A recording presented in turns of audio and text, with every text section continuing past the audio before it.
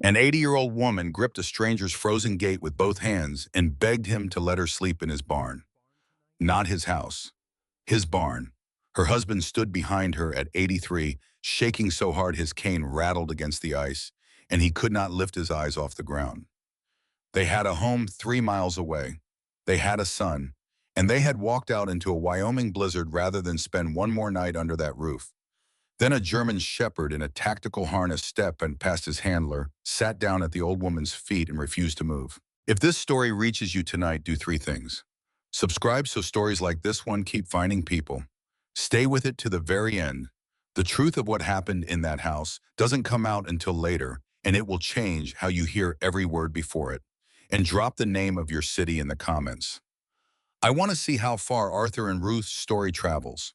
Nathan Brooks heard the gate before he heard the voices. It was a specific sound, that gate. He had rehung it himself 2 autumns ago and done a mediocre job of it. And ever since the latch made a hollow knock when anything pushed against it, whined a stray heifer, a delivery driver who couldn't read the sign about pulling around back. He'd learned to filter it out. Most nights the ranch talked to itself and he let it. But it was 11 at night, it was Wyoming in late December, and the wind had been running at 30 miles an hour for 6 hours straight. Nothing had any business being at his gate. I was in the horse shed when it happened, up on a step stool with a mouthful of galvanized nails wiring a sheet of roofing back down where the storm had peeled it. His hands had gone stiff 20 minutes ago, and he hadn't stopped. He didn't stop for things like that anymore. The horses hadn't asked for this weather, and they couldn't fix it themselves, so he was up there in the dark, and that was that. Jack heard it first. The dog had been lying just inside the shed door out of the wind in the exact spot he always chose where he could see both the doorway and Nathan at the same time. 92 pounds of German Shepherd tan and black chest like a barrel and an old tactical harness he'd worn so long the stitching had gone pale at the edges. K9 Jack. The letters were still legible if you knew what you were looking for. Jack lifted his head. Then he stood. He didn't bark. That was the part that put a cold thread down Nathan's spine because Jack barked at coyotes, barked at the propane truck, barked at his own reflection in the stock tank when the light hit it wrong. Jack barked at nonsense. Jack did not bark at this. Nathan spat the nails into his palm. "What have you got, bud?" The dog was facing the lane, ears forward, tail low, and absolutely still. Not aggression. Nathan knew every version of this dog's aggression by heart. This was something else.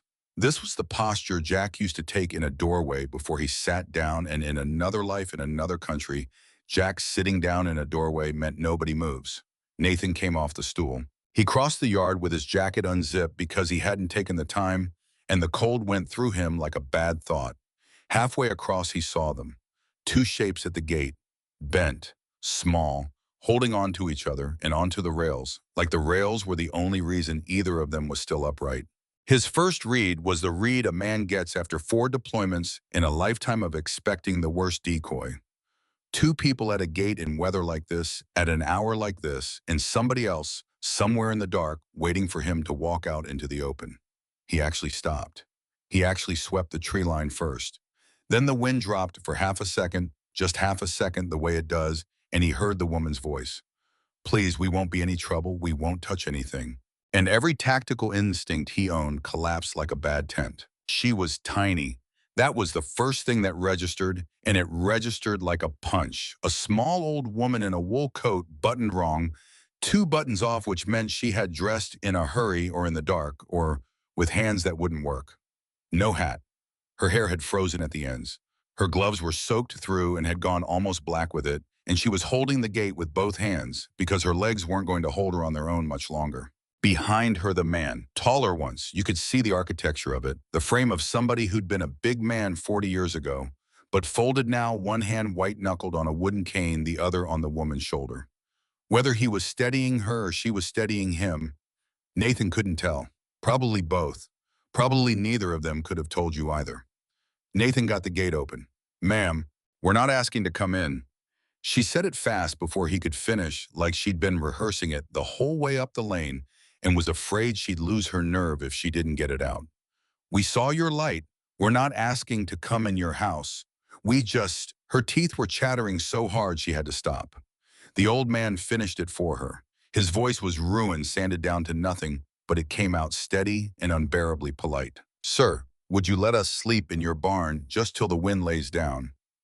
Nathan Brooks had been asked for a lot of things in his life. He'd been asked for water by men who couldn't hold a cup. He'd been asked once by a 19-year-old kid with a Kandahar sunset behind him to make sure somebody called his mother and not his father, because his father would say the wrong thing and his mother wouldn't. He had been asked by a woman he'd loved for 3 years to please just tell her one true thing about himself, and he had failed that one completely, and she had left, and she'd been right to. Nobody had ever asked him for a barn. It went into him somewhere he wasn't ready for. Because you don't ask for a barn unless you've already decided you're not worth a house. You don't ask for a barn unless somewhere along the line, somebody taught you exactly how much space you're allowed to take up in the world, and the number was very, very small. And then Jack moved. Nathan didn't call him, didn't signal him.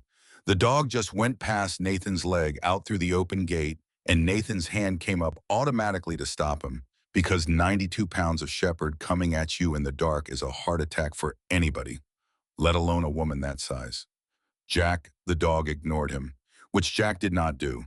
Jack had not ignored a recall in 4 years. He walked right up to the old woman, and she made a small sound and pressed back against her husband, and Jack put his nose against her glove, one breath in out, and then sat down on her boots. Not near her. On her, right across the tops of her feet, shoulder against her shin, all that weight and heat pressed into her. And then he looked back at Nathan. Nathan stood there in the wind and understood something in about a second and a half, and he did not like it at all. Jack had spent 5 years learning to find one thing and one thing only, and it wasn't fear. But somewhere between the desert and the discharge and 4 years of sleeping at the foot of a bed in Wyoming, the dog had reassigned himself. He had picked a new job nobody gave him. And whatever he'd just picked up off that woman, it was strong enough to override a recall. The old woman's face broke. She put one shaking hand down onto the dog's head, and she started to cry, and she apologized while she did it. I'm sorry. I'm all right. I'm sorry. Ma'am, Nathan's voice came out lower than he meant it to. You're not sleeping in my barn. The old man's face closed like a door. Nathan watched him take it, watched him arrange his features into something dignified, watched him get ready to say, of course we understand, thank you anyway, and turn around and walk back into a blizzard at 83 years old. That was the worst part, that he was ready for it. I mean, you're coming inside, Nathan said. Both of you, right now. He half carried her up the porch steps. She weighed nothing. That was the second punch, and it landed harder than the first. Nathan had carried men in full kit. He had carried a 210-pound corpsman 400 meters with his own leg opened up. He had a body that knew what weight was supposed to feel like, and this woman felt like a coat with nothing in it. The old man wouldn't be helped. He made it up the 3 steps by himself, one at a time, cane foot, and it took him almost a full minute, and Nathan stood there and let him do it because he understood exactly what was happening, and he wasn't going to take that away from a man who clearly didn't have much left. Inside, they stopped in the entry and would not go further. Both of them, standing on the mat dripping, looking at his floor. Come on into the stove. We'll wet your floor, the old man said. It's a floor. We'll wet it. Nathan looked at him, then he crouched, untied his own boots, pulled them off, and set them by the door. Now we're even. Come on. It took another 10 seconds. Then the old man moved, and the woman followed him, and Nathan got them into chairs by the wood stove and started feeding it splits until the firebox roared. He got towels. He got a wool blanket off the back of the couch and one out of the closet that still smelled like cedar. He put a kettle on because his mother had raised him, and some things stick. He did all of it fast and without talking because he had learned in some very bad rooms that people who are frightened do not talk while you're looking at them. They talk while your back is turned. They talk while you're doing something else, and they can pretend nobody's paying attention. So he kept his back turned. Arthur Callahan, the old man said eventually to the fire. This is my wife, Ruth. Nathan Brooks. We're not, Arthur stopped, started over. We're not homeless people, Mr. Brooks. Didn't say you were. We have a house. A pause. The fire popped. 3 miles east. The white one past the culvert. Nathan's hand stopped on the kettle. 3 miles in this, on foot at 80 and 83 in a whiteout, and the woman didn't have a hat. He turned around slowly. You walked here from your own house. Ruth's face did something. Not much, a flicker, and then it was gone, and she looked into the fire. We did, Arthur said. Why? And there it was, the first silence. Nathan had sat across from a lot of people in a lot of silences, and he knew the flavors of them. There's the silence of a man deciding how to lie. There's the silence of a man who doesn't want to bother you. And there's this one, the silence of two people checking with each other without looking at each other about how much of the truth the room can survive. It was warm when we set out, Arthur said. It had not been warm when they set out. It hadn't been above 10 degrees since Tuesday. Nathan poured the tea and didn't argue. He set the mugs down, and that was when Ruth reached for hers and her sleeve pulled back. He saw it for maybe a second and a half, her wrist, and around it a band of bruising, not one bruise, a pattern, 4 ovals along the top of the forearm, and a bigger one underneath, purple going yellow at the edges. He had seen that mark before. Everybody who's ever worked a bad night has seen that mark before. It is the single least ambiguous thing a human body can show you. It is a hand. Ruth pulled her sleeve down, fast, smooth. Practiced, that was the horrible part. How practiced it was, the little tug, and the way she immediately turned the mug so the handle faced her and both hands went around it, covering everything. I bump into things, she said before he'd said a word. Old bones. I've always been clumsy, asked Arthur. Arthur didn't look up. She's always been clumsy, he said, and his voice came out wrong, and both of them heard it, and Ruth's eyes closed for just a moment. Nathan sat down across from them. He put his forearms on his knees. He kept his voice very level and very ordinary, because he was suddenly aware that anything else would end this. Okay, he said. That was all. Just okay. And he watched Ruth's shoulders come down a quarter of an inch because he hadn't pushed, and he understood he'd just been handed a very small amount of credit and that he'd better spend it carefully. Jack lay down against her chair, not by the stove where it was warm, against her chair. She wouldn't eat much. He made eggs because it was 11:40 at night, and eggs were what he had, and Arthur ate his in a way Nathan recognized from prison documentaries, and from one bad month in a place he didn't talk about, head down, fast elbow, slightly out. A man eating like the plate might leave. Ruth ate 3 bites and apologized. I'm sorry, it's lovely, you don't have to apologize for that. I'm sorry. She apologized 4 more times in the next 10 minutes. For the towel, for the mud on the rug that wasn't there, for keeping you up, for asking where the bathroom was. Each one landed on Nathan like a small stone dropped from a height, and by the 5th one he had to get up and go stand at the sink and run water over nothing just to have something to do with his hands. Because here's what he knew, and it was making him sick. People don't get like that in a week or a month. That's not fear, that's training. Somebody had spent a long, patient time teaching that woman that everything she needed was an imposition, and they had done a thorough job of it, and they had done it recently enough that she still flinched at the follow-through. And she was 80 years old, which meant somebody had done it to her while she was 80 years old. Mr. Brooks, Arthur's voice. Nathan turned off the tap. We'll be gone before it's light, the old man said. I want you to know that. We're not going to make our trouble into your trouble. Nathan leaned back against the counter and crossed his arms. Mr. Callahan, he said, in my experience, trouble doesn't wait for an invitation. It finds the door on its own. Ruth fell asleep in the chair around midnight, upright mug still in her hands. Nathan eased it out of her fingers, and she didn't wake. Jack didn't move from her feet. That left him and Arthur and the fire. The old man talked in pieces. It came out the way that kind of thing always comes out, not as a story, but as a series of small facts. Each one delivered, like it was the only one, each one apparently harmless. And only when you set them side by side did the shape appear. It started with a divorce. Their sons 2.5 years ago. Travis, 47, third marriage gone business, gone with it. He'd had an excavation outfit that folded it when the bank pulled the line of credit, and he'd taken it hard, and there was nowhere for him to go. So he came home, Arthur said, which is what home's for. Sure it is. That's what I said to Ruth. That's exactly what I said to her. He turned the mug in his hands. I said, Ruthie, that's what home's for. He'd been helpful at first. That was the part Arthur kept coming back to almost defensively, like he needed Nathan to understand that they hadn't been stupid. Travis fixed the porch step. Travis cleared the drive. Travis drove Ruth to her cardiology appointments in Sheridan, so Arthur wouldn't have to do the highway in winter, and Arthur had been grateful and had said so out loud at the kitchen table with his hand on his son's arm. Then Travis started bringing in the mail. That was it. That was the whole beginning of it. He started bringing in the mail because he was out at the box anyway. Then he started opening it so you don't have to squint at it, Dad.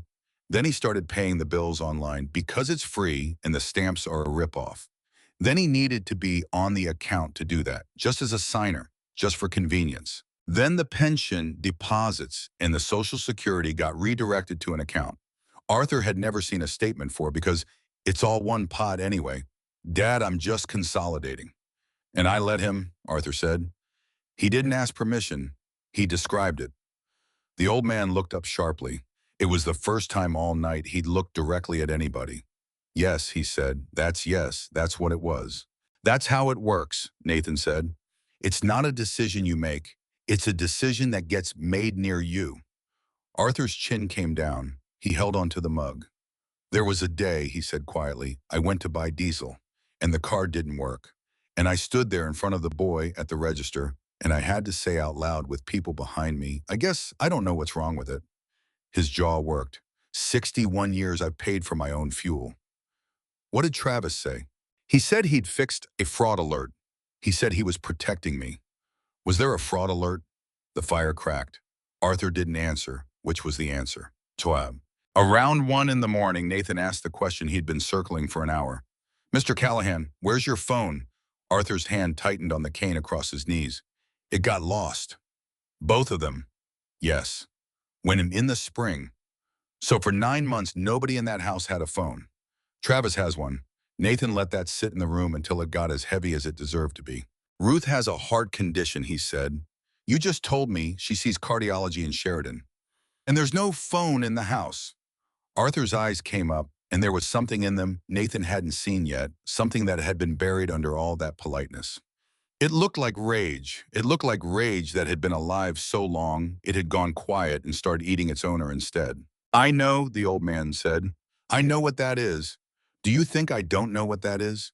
His voice cracked and he shoved it back down. I laid awake, Mr. Brooks. I laid awake beside her at 2 in the morning and listened to her breathe, and I did the arithmetic on how long it would take me to walk to the Petersons if she stopped. How long? An hour and 10, Arthur said. I timed it. In August. I timed it so I'd know. Nathan sat with that. An 83-year-old man had walked 1.5 miles in August alone, with a stopwatch so that he'd know exactly how many minutes his wife would have to be dying before he could get help. And he had told nobody, and he had gone back into that house, and he had said thank you at dinner. Why didn't you call somebody from the Petersons? Nathan asked. Gently. Any day at all. Arthur looked into the fire for a long time. And say what? He said. That my son opens my mail. They'd have said, isn't that nice he's helping? He shook his head slowly. There's no way to say it, Mr. Brooks. Every single piece of it sounds like a favor. You have to say all at once or none of it means anything. And if you say all of it at once, you sound like exactly what he tells people you are. Which is what? Confused, Arthur said. He's been telling people I'm confused for 2 years. Jack's head came up at 1:34 in the morning. Nathan clocked it out of the corner of his eye and was already moving before his brain caught up. Because that was a different lift, sharp, sudden ears cranked hard toward the front of the house. And this time there was a sound in the dog's chest that hadn't been there all night. He got to the window. Headlights, way down the lane past the cattle guard, coming fast and stupid over frozen ruts, high beams punching holes in the snow. Behind him, Arthur's mug hit the saucer hard enough to slosh. Ruth woke up. Nathan heard it, not a gasp, but a sharp, indrawn breath, and then complete stillness, the kind of stillness a rabbit does. She was awake, and she wasn't moving, and she wasn't asking what it was. She already knew what it was. Oh, she said, just that, oh. The truck slid to a stop outside the gate. At an angle, one headlight cracked and throwing its beam off into the field. The driver's door came open before it had fully stopped rocking, and a voice came across that yard loud enough to get through the wind, through the glass, through 60 years of everything. Dad, Mom, I know you're in there. Ja. Nathan turned around. He'd been in enough of these to know that the next 90 seconds decided everything. Not the confrontation. The confrontation was theater. The next 90 seconds inside this room decided whether these two people would still be here at sunrise or whether they'd be back in that White House past the culvert with the door shut behind them. Ruth was already standing. That was the thing that nearly broke him. She was already on her feet, and she was reaching for her coat, and her hands were shaking, and she wasn't crying, and she said in a small, flat, obedient voice, "We should go. Arthur, we should just go." "Ruth, it's easier." She was pulling the coat off the hook. "It's easier if we just—" Nathan crossed the room and put his hand flat on the wall beside the coat hook. Not on her. Never on her. Just on the wall so the coat couldn't come off it. "Mrs. Callahan." He got down so his eyes were lower than hers, which he had learned a long time ago from a woman in a shelter in Norfolk. "Look at me. You're not going anywhere tonight unless you tell me you want to." "Not him, you. If you tell me you want to go, I'll drive you myself. But he doesn't get to decide it from the other side of my gate." Her mouth trembled. "He'll be worse tomorrow," she whispered. "You don't. The longer it takes, the worse it is. It's always worse after. It's always worse after." 6 words. Nathan felt them go all the way through him and out the other side, and something in his chest, something that had been sitting quiet for 4 years, opened one eye. "Not tonight, it isn't," he said. He looked at Arthur. The old man was standing now, 2 hands on the table, and Nathan watched him make the biggest decision of the last 2 years in about 2 seconds. "Ruthie," Arthur said, "hang up the coat." She hung up the coat. Nathan went out onto the porch and pulled the door shut behind him, and Jack came out with him and put himself at Nathan's left knee like he'd never done anything else. Travis Callahan was at the gate with both hands on the top rail. I was big, thick, through the shoulders and gone soft over it, a working man's frame with about 8 years of not working laid on top. Beard a few days past intentional. Wet hair stuck across his forehead, and his face, even before he said a word, wore the specific expression Nathan had seen on exactly one other kind of man in his life, somebody genuinely, sincerely offended that the world had failed to get out of his way. "You the owner?" "I am."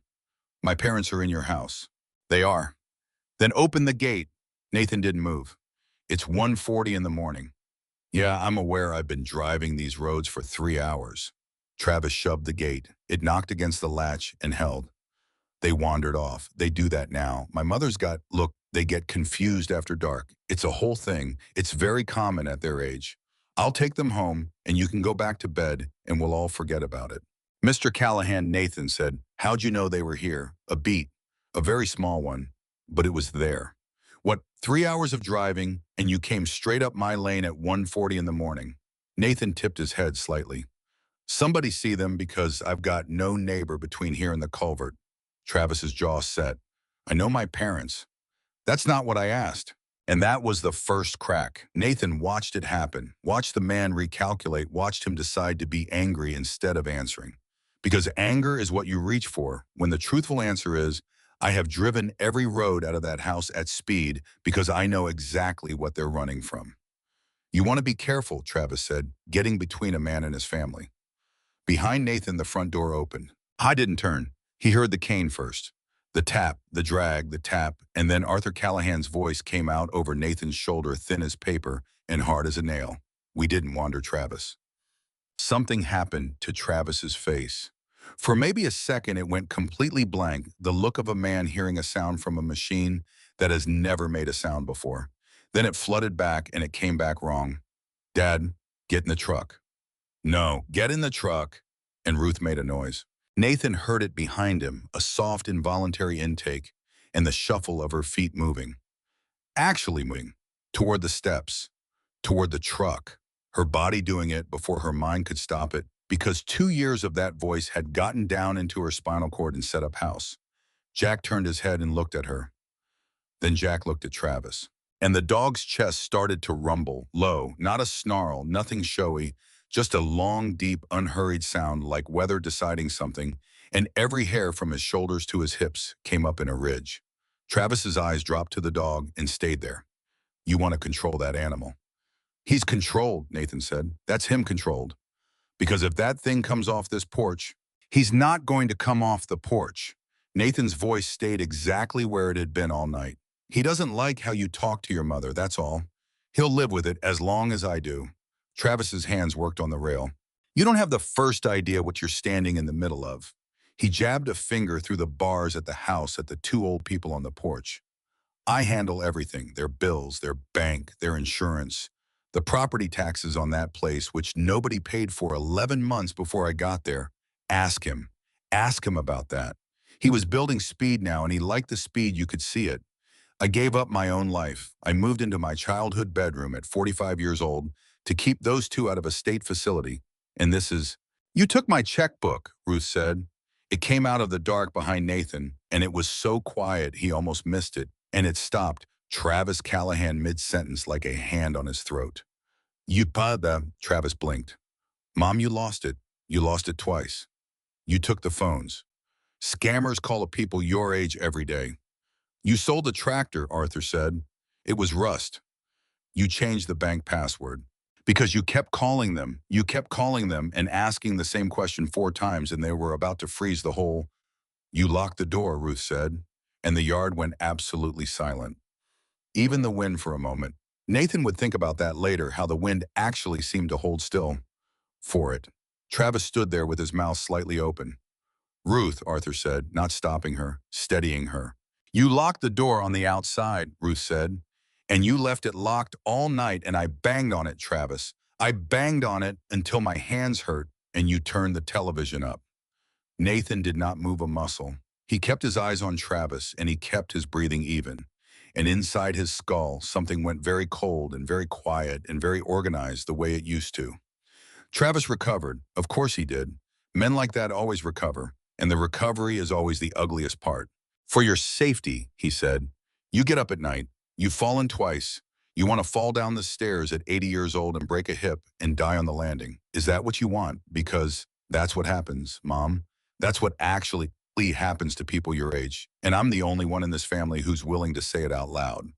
He turned to Nathan and spread his hands, appealing, reasonable, almost warm. See what I'm dealing with. They remember the lock.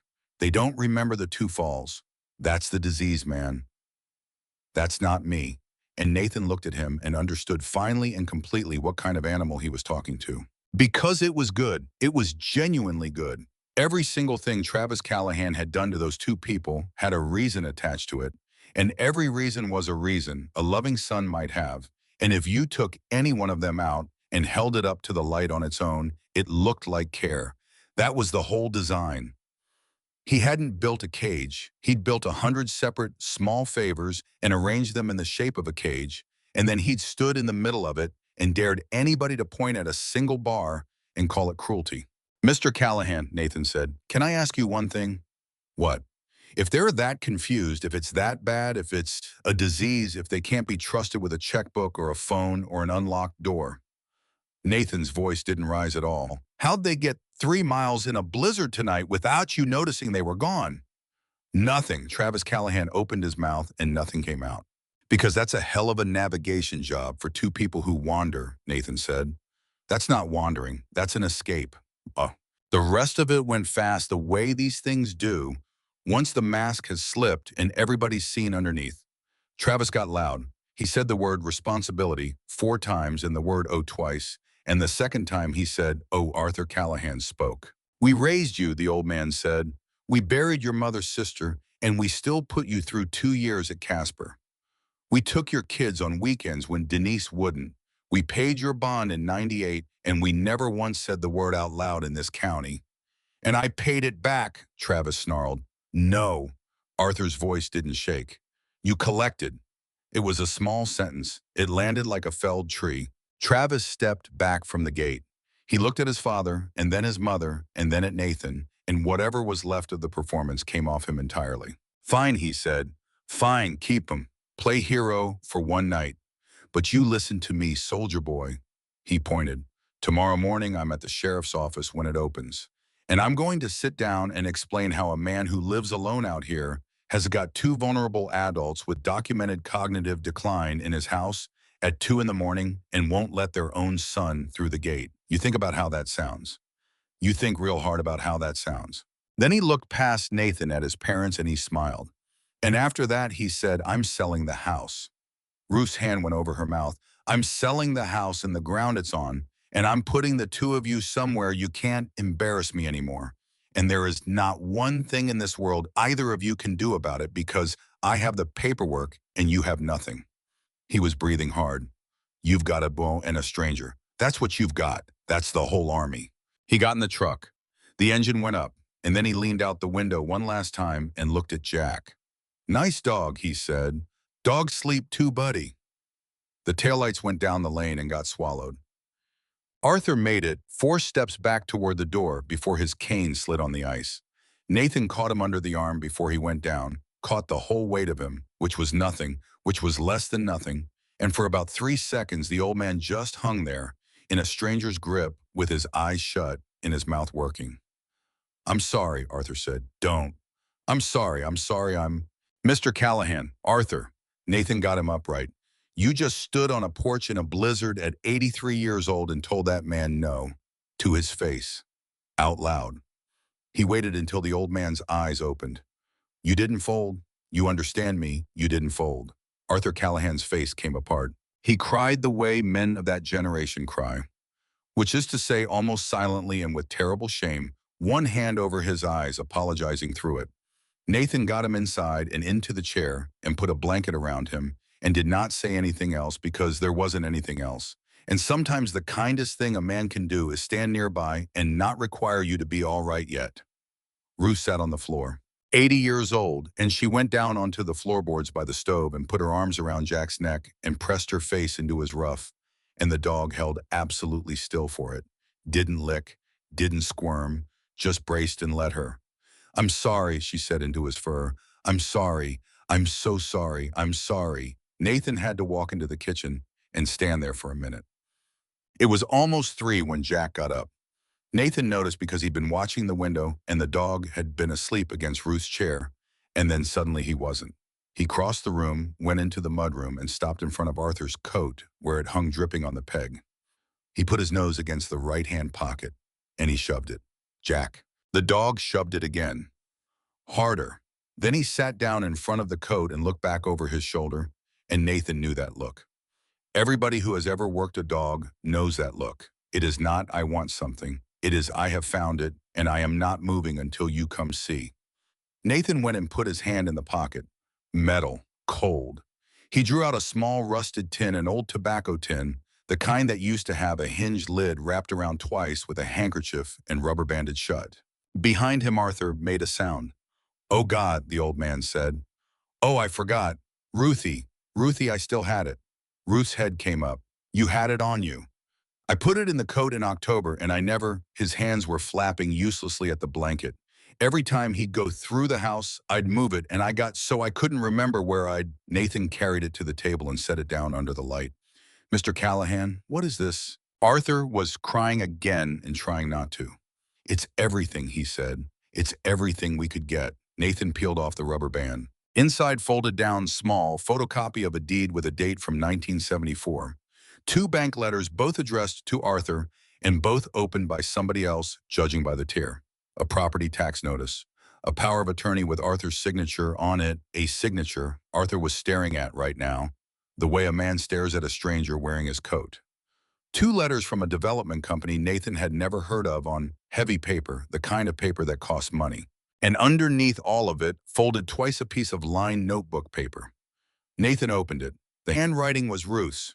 He knew it was Ruth's because it shook the same way her hands did, the letters, careful and pressed hard the way you write when you're trying to make sure it will be legible to somebody you'll never meet.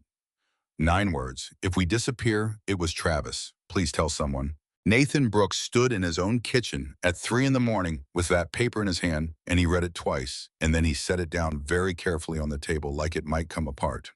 Then he looked up at the 2 people by his stove, the old man with his face in his hands, and the old woman on the floor with her arms around a dog she'd met 4 hours ago, and he heard himself speak in a voice he had not used since the desert.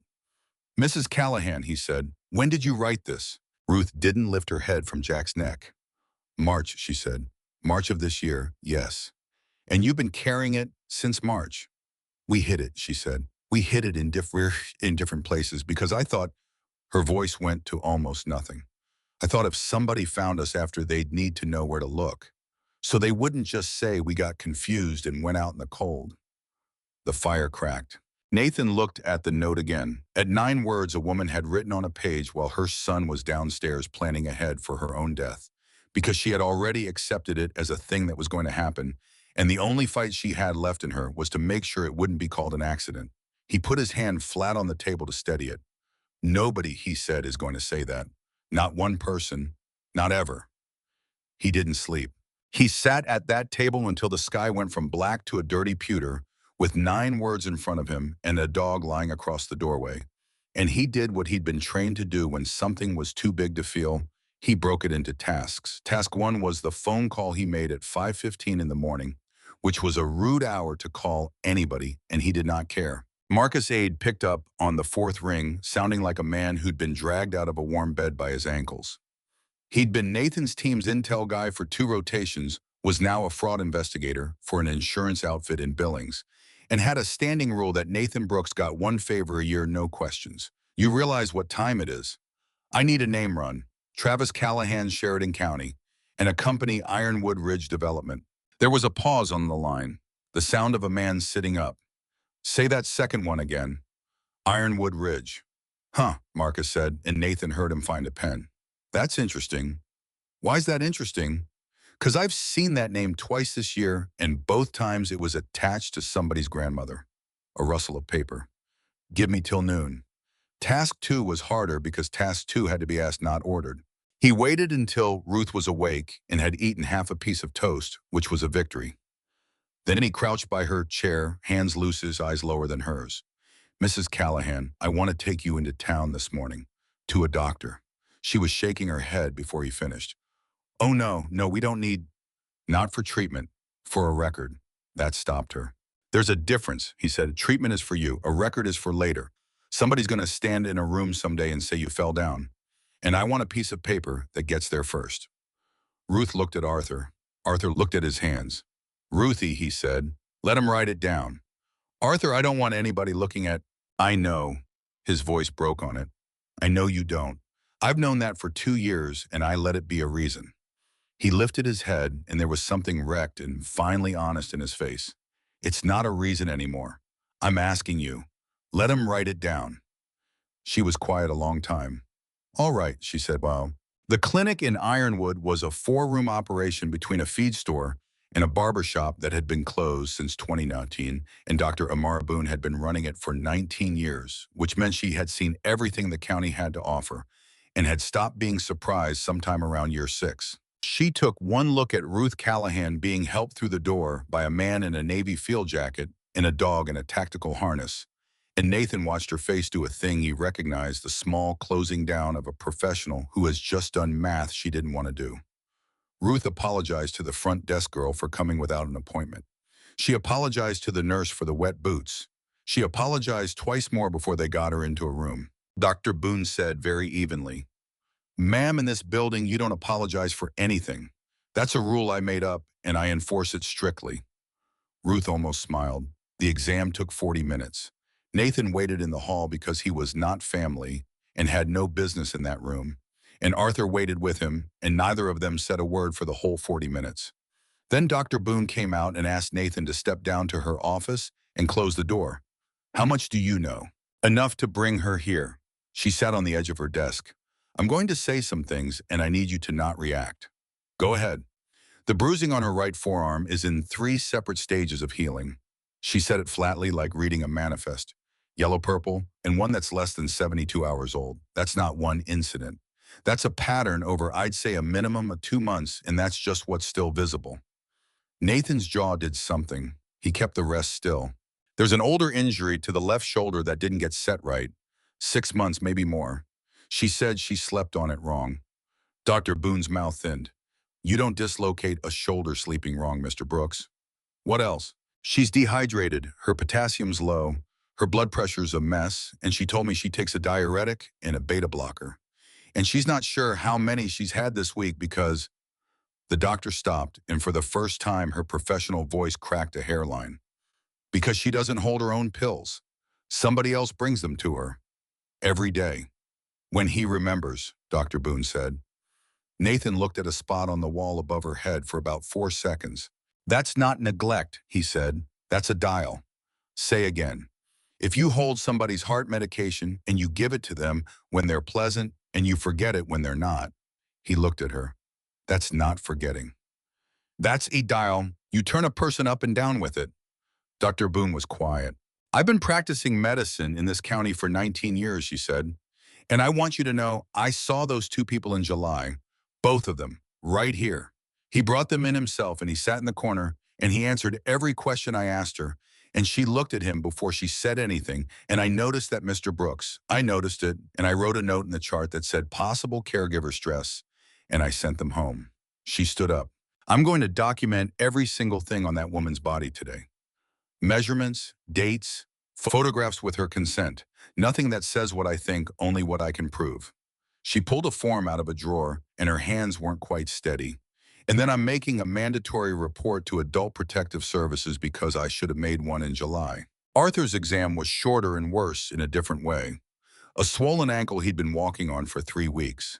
An infected laceration on his shin that he had been dressing himself with paper towels and electrical tape. A 22-pound weight loss since his last recorded visit. He apologized for the tape.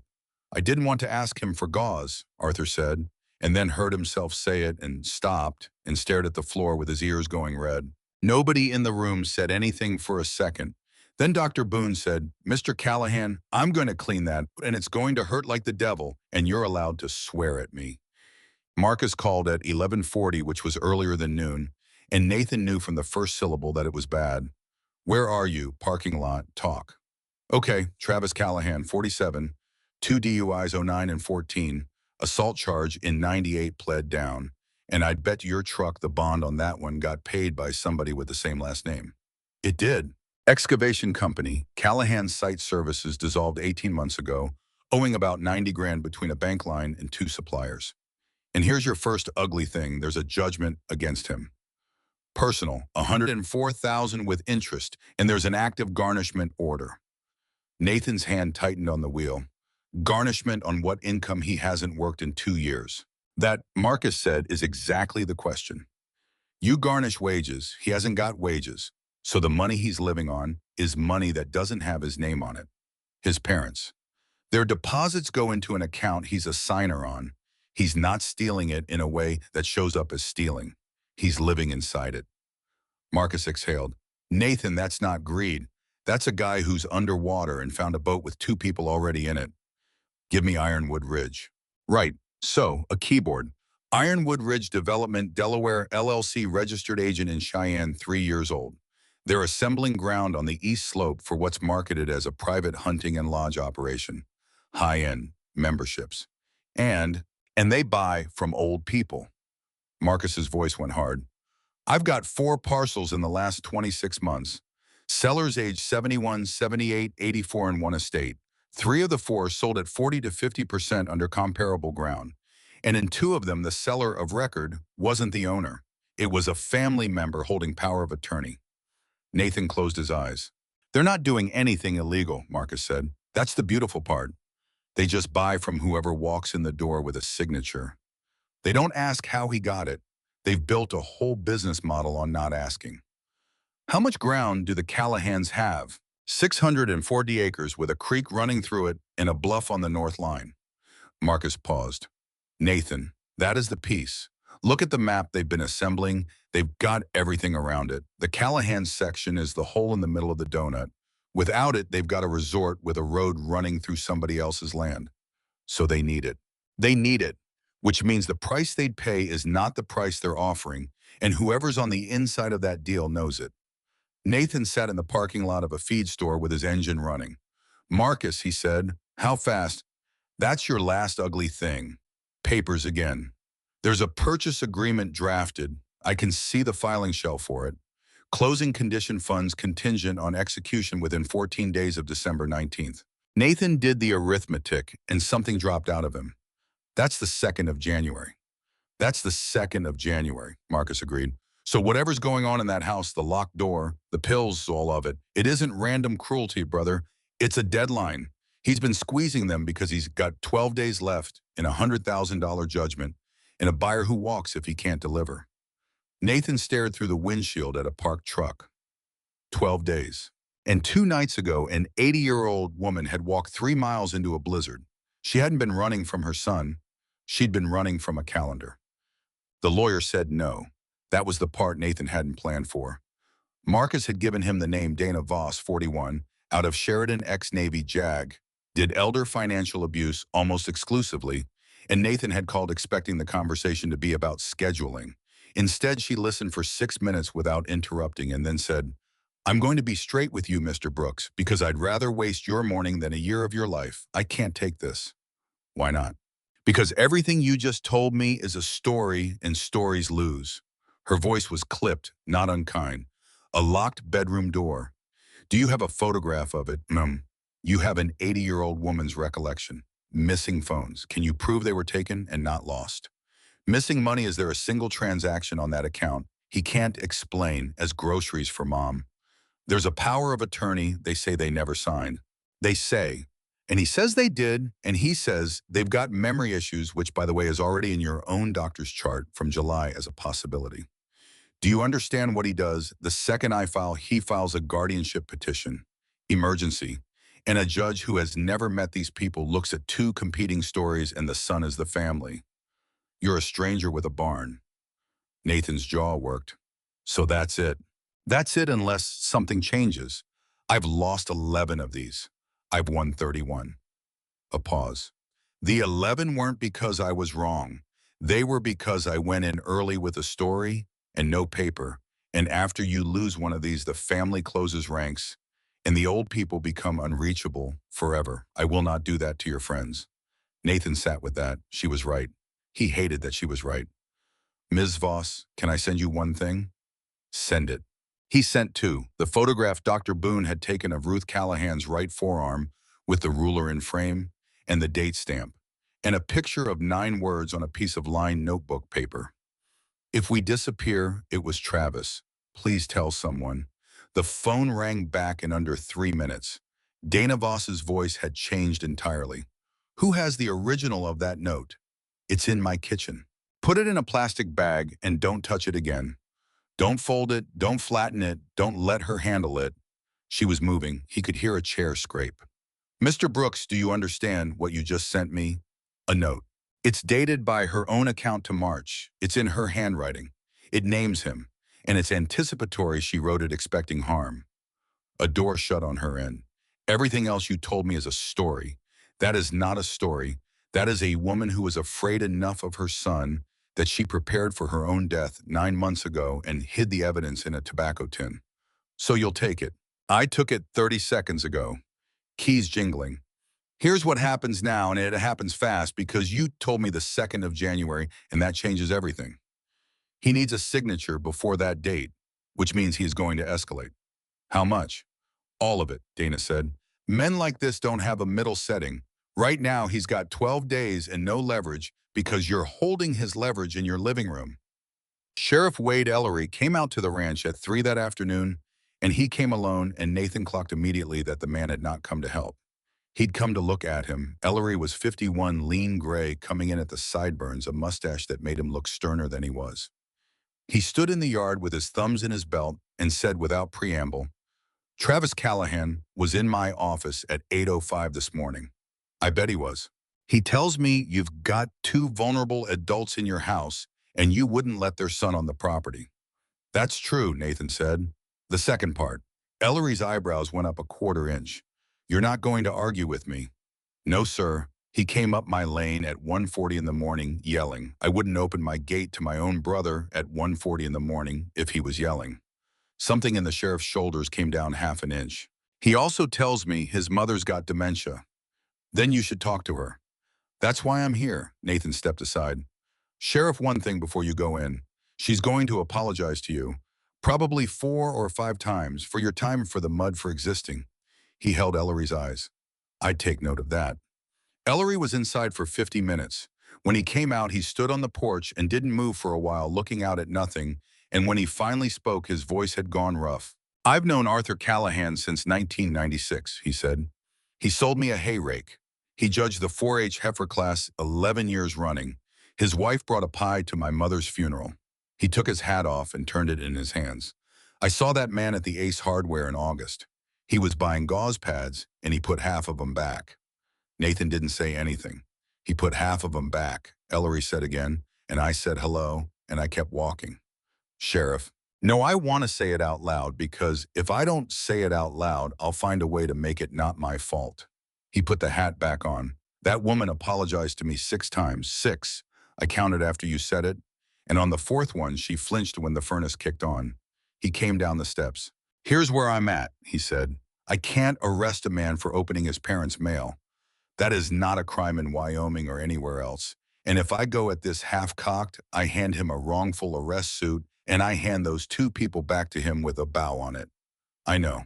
But I can get a welfare check written up as a records entry.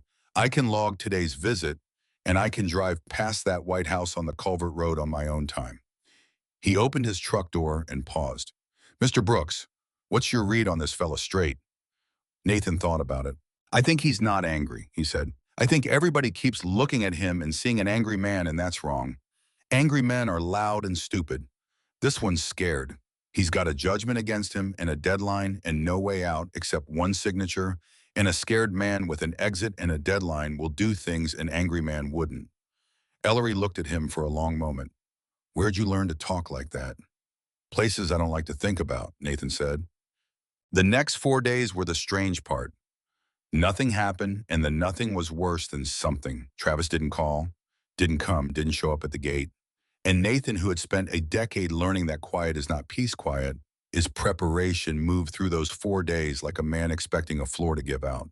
But something else happened in those 4 days, and it caught him completely off guard. The old people started coming back to life.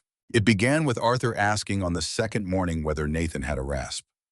Just that. He had a rasp because the gate latch that knocked in the wind was knocking because the strike plate was proud, and it would take about 10 minutes to fix if there was a rasp. Nathan had gotten him the rasp. Arthur had gone out and fixed it. It took him 50 minutes, not 10, and he had to sit down twice. He came back in with color in his face that hadn't been there in 2 years and said, "It won't knock now," and Ruth had looked at her husband like she was seeing somebody return from a long trip. By day 3, Arthur had rewired the light in the horse shed, taught Nathan a wire splice. His own father had used in 1948 and started keeping a list on the back of an envelope of things that needed doing. By day 4, he was up before Nathan was. Ruth cooked. That was hers. She started small, she asked with enormous anxiety whether she might make some biscuits, and Nathan said yes, and she made biscuits, and then she apologized for using so much flour. Mrs. Callahan, Nathan's, I've got a 50-pound sack of flour in that pantry, and I have used approximately none of it since 2022. Well, I don't want to be a, you're not in the way, he said. He said it 11 times over 4 days. He counted eventually because it became a small, private thing he was doing. 11 times, and by the 8th or 9th one, she stopped arguing, and on the 11th, she just said, okay, and Nathan went out to the shed afterward and stood there for a minute. And Jack, who had been Nathan's dog for 4 years and had never once slept anywhere but the foot of Nathan's bed, moved. Nathan noticed it on the second night. The dog came in, checked on him, and then went back down the hall and lay across the doorway of the room where Arthur and Ruth were sleeping. He did it again the third night, and the fourth, Nathan stood in the hallway at 2 in the morning, looking at his own dog lying across somebody else's door, and he felt something he didn't have a word for. Not jealousy, something closer to being outranked. That's a hell of a thing, he said quietly. Jack's tail thumped twice against the floorboards.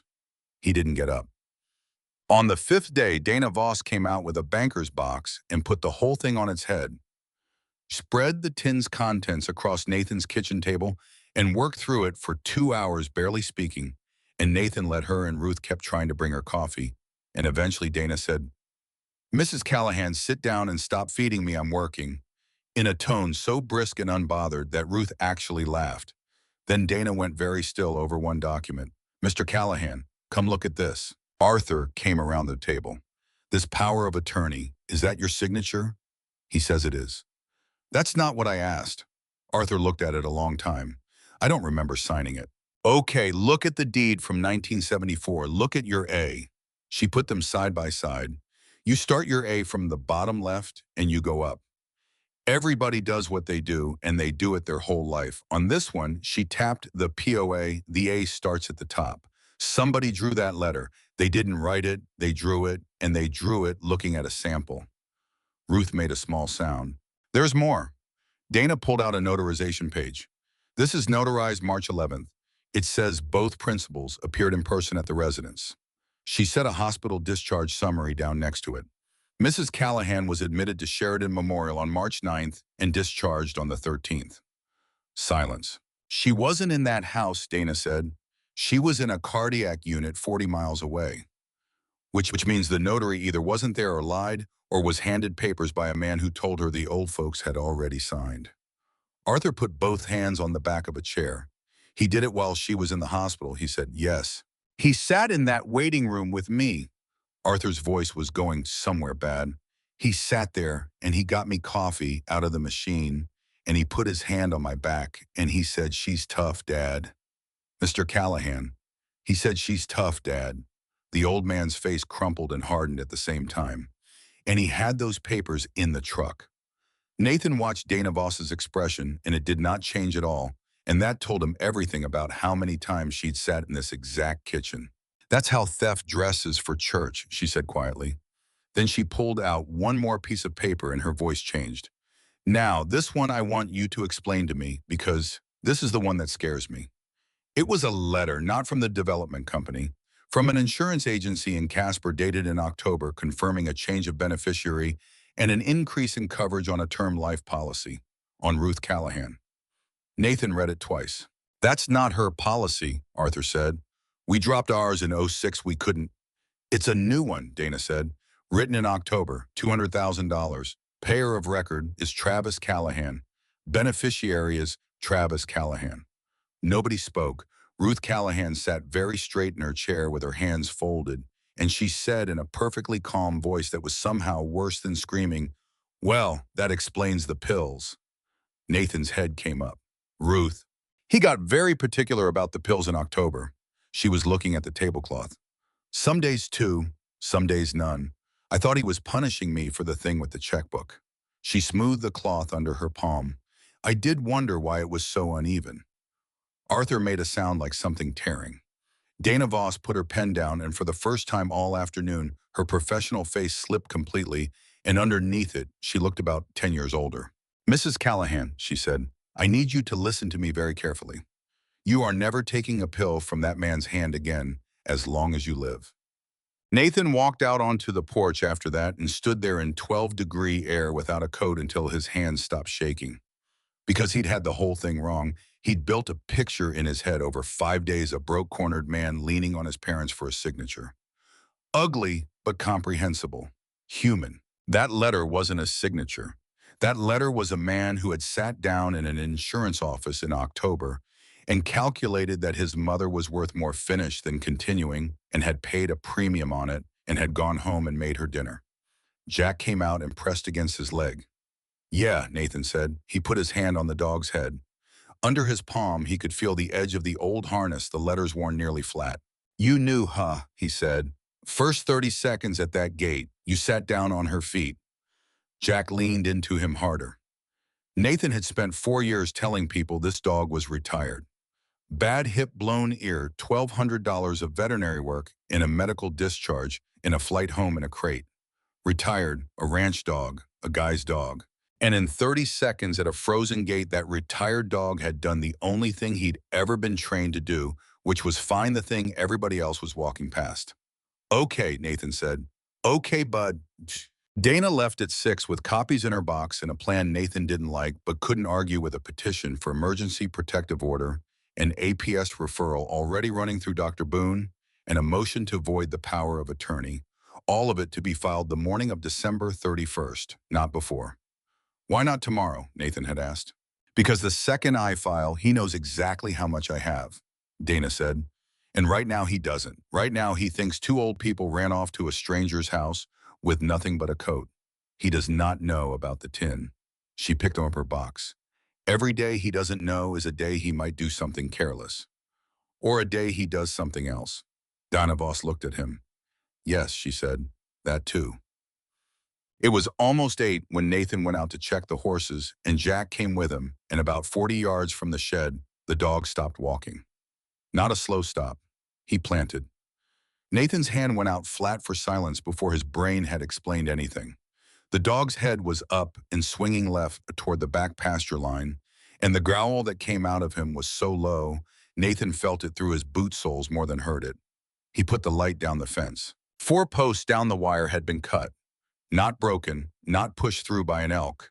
Cut 3 clean strands, snipped square the ends bright, where the galvanizing had been sheared. Somebody had stood there with a pair of fencing pliers and taken their time. Nathan crouched and touched one end. Cold. But the snow around the post had a boot print filled in maybe an inch, which in the wind they had had meant hours, not days. He stood up slowly and turned in a full circle, and that was when Jack's whole body swung toward the horse shed and the growl climbed a full note. Nathan went across that pasture faster than he'd moved in 4 years. The horses were fine. That was the first thing. The horses were up at the front of the shed, all 3 ears flat, agitated but sound. The second thing was the door. Somebody had painted on it, and they'd used a whole can, and it had run in the cold, so the letters had long legs dripping down the boards, and the light caught it wet and read, "Give them back or this place burns." Nathan stood there with the flashlight steady on it. He was aware of his own heartbeat and how slow it was, and he recognized that, and part of him noted with grim humor that 4 years of ranching hadn't taken that out of him after all. Then he moved the light down because the paint kept going below the words. There was something else on the bottom board, smaller, painted low where a man would have had to kneel to do it. A number, 12. Nathan looked at it for a long moment. 12 days. Somebody had knelt in the snow outside his horse shed in the dark with a can of paint and left a countdown. Behind him back at the house, the porch light was on, and Ruth Callahan was making biscuits. She'd apologized for, and Arthur was fixing a latch that didn't knock anymore, and neither of them knew. Jack pressed hard against his leg and did not stop growling. Nathan reached down and put his hand on the dog's shoulder, and when he spoke, his voice came out flat and quiet and entirely without heat. "He's not coming for them," Nathan said. "He's coming for the paper, and he thinks fire's how you get it." He turned the light off. "All right," he said, "then let him come." He didn't knock. He opened the bedroom door with 2 fingers and said their names once quietly, and both of them were awake before he finished. That told him something. 2 people in their 80s and neither of them had actually been asleep. "They're here," Nathan said. 3 of them out of the north pasture. "I need you both in this room with the door locked and the lamp off." Arthur was already reaching for his cane. Three. Wade said he'd have a car. Wade's car is 22 minutes out. I called him 90 seconds ago. Nathan crouched by the bed so his voice would carry to both of them without rising. "Mrs. Callahan, look at me. Whatever you hear out there, you do not open this door. Not for me, not for the sheriff, not for a voice that sounds like your son crying." Ruth's hands were shaking in her lap. "Especially not for that one," Nathan said. She looked up, and something crossed her face, the understanding of exactly what he'd just predicted, and the fact that he'd predicted it because it was the thing most likely to work on her. "All right," she whispered. "Say it back to me." "I won't open the door." "Good." He stood. "Jack stays with me." Arthur caught his wrist. The old man's grip was nothing, no strength in it at all, but he held on. "Mr. Brooks." His voice was in pieces. "Don't kill him." Nathan went very still. "He came here to burn your barn with you in it," Arthur said. "And I know what he is now. I know it, and I am still his father, and I am asking you." Tears were running into the lines of his face. "Please don't kill my son." Nathan put his hand over the old man's for a second. "I'm not going to touch him if I don't have to," he said. "And if I have to, he walks away from it. You have my word." Then he pulled the door shut and heard the bolt slide, and he stood there for one breath, and then he stopped being a man who owned a ranch. I went out the side door, low, and stayed off the open ground. Jack moved at his left knee without sound, matching him stride for stride. And the strange thing, the thing Nathan would think about later, was that neither of them had to be told. 4 years off the job, and the dog had simply slotted back in, like the intervening time hadn't happened, like the whole quiet life in between had been an intermission. The wind was in Nathan's favor coming across the field toward the house, which meant the 3 men couldn't hear anything and couldn't be smelled by anything but Jack. He put himself behind the equipment shed at 40 yards and listened. They were not being careful. That was the first useful thing. Two of them were arguing in the low, furious whisper of men who have already decided this was a bad idea and are too far in to say so. Said nobody's home. Truck's right there, Roy. Yeah, I see the truck. And then the third voice, and Nathan's jaw tightened because it was flat and unhurried and had no fear in it whatsoever. Back wall, where the loose hay is, get it up against the boards and get it going, and we're gone in 90 seconds.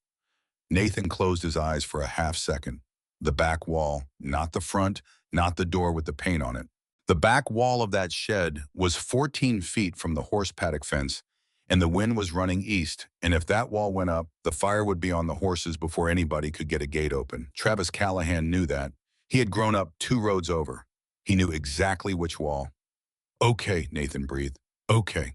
He put his hand flat on Jack's shoulder and felt the dog's whole body wound like a spring, and he held him there because it wasn't time yet. Then the big one, Roy, said something that changed the shape of the night. You said nobody gets hurt. And Travis Callahan said without even pausing, nobody important gets hurt. Nathan let go of the dog's shoulder and stepped out from behind the shed. That's a bad plan, he said. Noam. All 3 of them came around at once, and for about a second and a half, nobody did anything at all. Nathan stood in the open with his hands loose at his sides and no weapon on him, and Jack stood at his left knee with his head lowered and his weight forward. The skinny one, Lyle, though Nathan didn't have the name, yet dropped the lighter, actually dropped it into the snow and then bent to scrabble for it and gave up halfway down. Roy didn't move at all. He had a 5-gallon can in his right hand, and he stood there holding it like it had gotten very heavy. Travis recovered fastest, which Nathan had expected. You, he said. Me. You've got about 3 seconds to walk back in that house. Mr. Callahan. Nathan didn't move, Kirschbaum. There's a camera on the fence post behind you.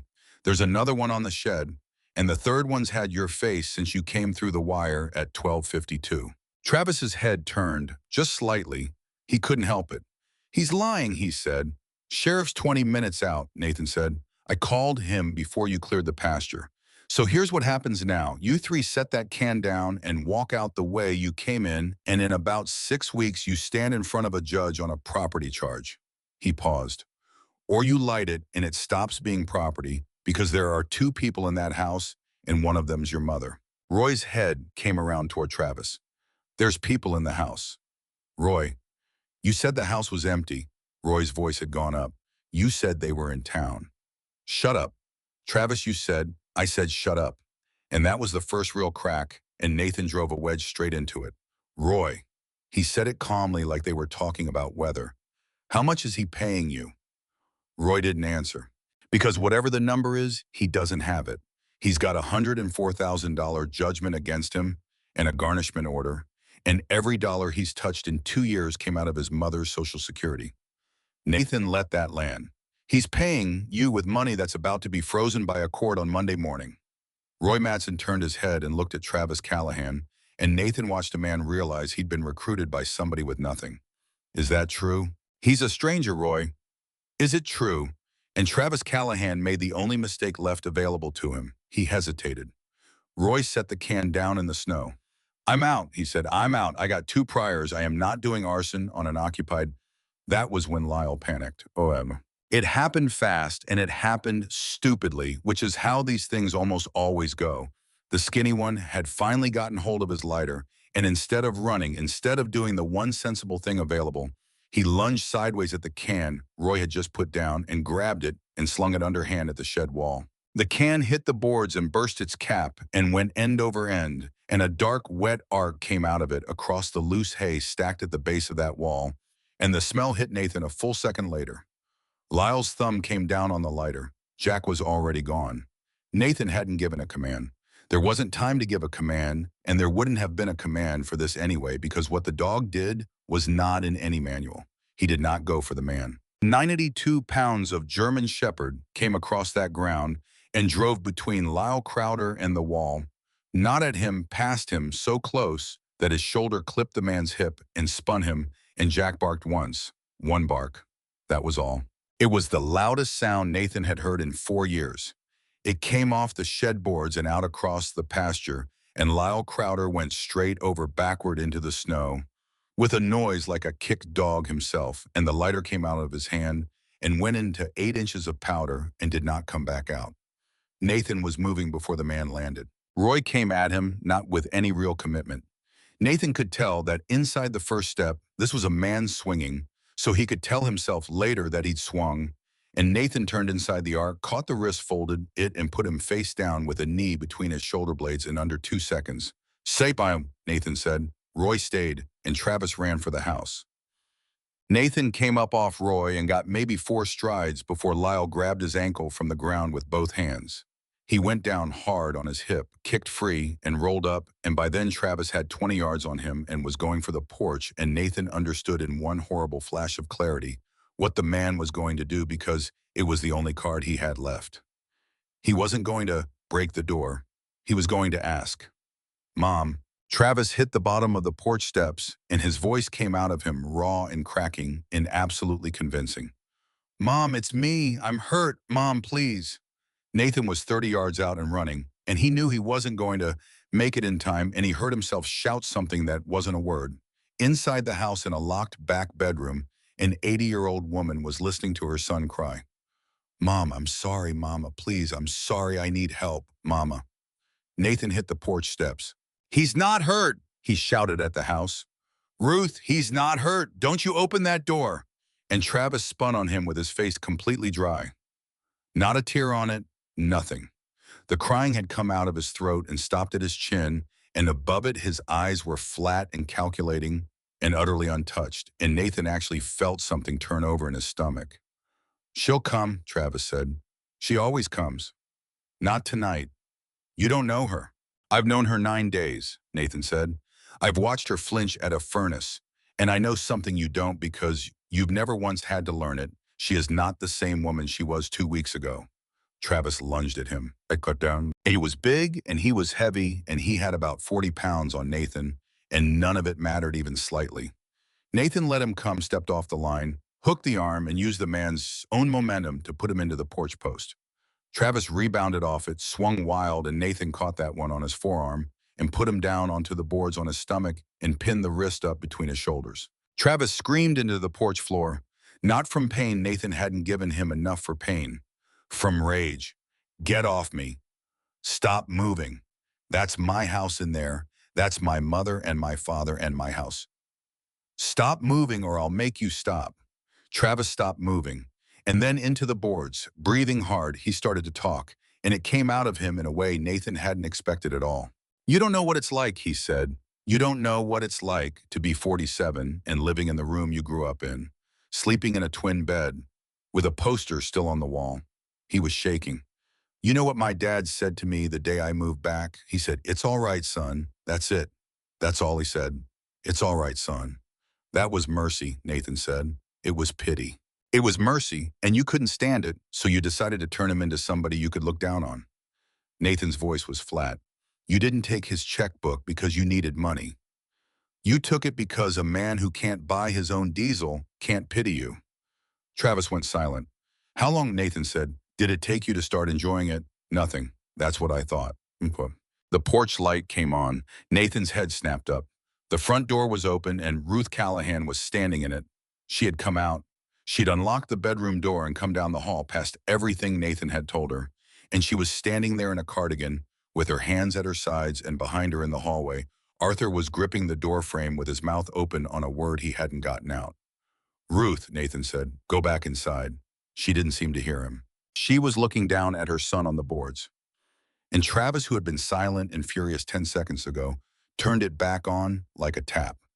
"Mom," his voice broke perfectly. "Mom, he's breaking my arm." "He isn't," Ruth said. Everything stopped. Travis blinked up at her. "I isn't breaking your arm," Ruth said again, and her voice was strange, not shaking, not soft, but tired, so tired it went all the way down. "I can see how he's holding it. He's holding it the way you hold something you don't want to break." "Mom, you cried like that when you were 9, she said. "You cried exactly like that when you'd broken the storm window, and you wanted me to say it was the wind." Her chin came up an inch. "I said it was the wind, Travis. I said it was the wind for 38 years. Nathan felt the man under his hands go completely rigid. I sat up with you when you had the croup, Ruth said. I sat on the bathroom floor from midnight to 4, with the shower running and you asleep on my chest, and I would do it again. I want you to know that. If you got sick tomorrow, I would do it again tomorrow. Her voice finally cracked. And you put a lock on my door. That was for your safety. I banged on that door until my hands swelled. She was crying now silently without moving her face. And you turned up the television. That's what I can't. Travis, that's the part I can't get past, not the lock. She pressed her hand flat against her chest. You turned it up so you wouldn't have to hear me. Nobody said anything. And I still love you, Ruth Callahan said. That's the terrible thing nobody tells you about being a mother. It doesn't turn off. I'll love you from very far away for the rest of my life. She stepped back from the doorway. But you are not coming home. Travis lay there under Nathan's hands and made a sound. It might have been real. Nathan honestly couldn't tell. And he'd think about that for a long time afterward, that after everything he still couldn't tell. Then Arthur came out. The old man got past his wife with his cane, and he came down the porch to where his son was pinned on the boards, and he lowered himself down on one knee. It took him a long time to do it. Nobody helped him. Nathan understood he wasn't allowed to. Travis, Arthur said. Travis turned his face away. Look at me. Dad, look at me. He looked. I taught you that signature, Arthur said. You were 9 years old and you wanted to know how a grown man writes his name. And I sat you at that kitchen table and I did it slow so you could see the turn on the A. His voice was breaking apart word by word. I found the paper you practiced it on 200 times, front and back. Travis's eyes closed. That's the hardest you have ever worked at anything in your whole life, Arthur said, and you did it to steal from your mother. Dad, I'm going to say one more thing and then I'm going to stop because I'm 83 and I don't have the wind for it. Arthur put his hand on the porch board beside his son's head. He didn't touch him. I loved you the whole time, every night in that room. Every single night with the door bolted, I laid there and I loved you. That never stopped for 1 hour. Travis Callahan started to cry, and this time there was nothing performed about it at all. It was ugly and choking and came from somewhere underneath everything he'd built. I'm sorry, he said. Dad, I'm sorry, I'm sorry. I know, Arthur said. I'm so far down, Dad. I got so far down and there wasn't any. I know. Tell them I'm sorry. Tell Mom. She's standing right there, Arthur said. You tell her. And Travis couldn't. He turned his face into the boards, and he could not do it. And that, more than the lock, more than the nails in the window, more than the insurance policy, that was the moment Arthur Callahan's face finally went empty. The old man got up. It took him 15 seconds and 2 tries. Right, he said to nobody. Then the sirens came up the lane. Touché. Wade Ellery came in hot with 2 units behind him, and Dana Voss's sedan behind that, which Nathan hadn't expected, and later found out she'd been sitting in the sheriff's office at 1 in the morning because she hadn't been able to sleep either. They took Roy off the ground and Lyle out of the snow. Roy went easy and started talking before the cuffs were closed, which Dana would later call the single most useful thing that happened that night. He told me the house was empty, Roy said over and over. He told me they were in town. Ellery got Travis up off the porch himself, and Dana Voss stood at the bottom of the steps with her phone in her hand and read it off like an inventory. Trail camera 11252 north fence. Trail camera 21258 approach. Camera 3 has audio. She looked at him. Mr. Callahan, do you know what you said on camera 3? Travis stared at her. You said nobody important gets hurt. She put the phone in her coat. There were 2 people asleep in that house. One of them was the woman whose life insurance policy you took out in October. Travis's head came up fast, and Nathan saw the exact instant the man understood how much they had, and that it wasn't the fire that was going to bury him. It was a piece of paper from an insurance office in Casper that he'd forgotten anybody could find. That's not, his voice failed. That's not what that was. You'll get to explain it, Dana said. At length, Ellery started walking him to the car. Travis twisted around at the door. They're my family, he said to the porch to all of them, and there was something almost bewildered in it like it was an argument that had always worked before, And Ruth Callahan, standing up there with her husband's hand in hers, said the last thing she would ever say to her son as a free man. No, she said, we were your family. The door shut. Nathan stood in his own yard while the lights turned red and blue across the snow. And when the last unit pulled out, he realized his hands had started shaking, which they hadn't done during any of it. That was normal. He knew it was normal. It still made him lean against the porch post for a second. The shed hadn't burned. That was the thing he kept coming back to standing there. The wall was wet and stinking, and the hay at the base of it was soaked through and would have gone up like paper, and it hadn't because a 9-year-old dog with a bad hip had run into the gap between a man and a wall instead of at the man. Any other dog goes for the arm. Every instinct in a dog goes for the arm. Jack had gone for the space. Nathan turned around looking for him and found him already there pressed against his leg, breathing hard with his ribs going like a bellows and his back leg not quite taking weight.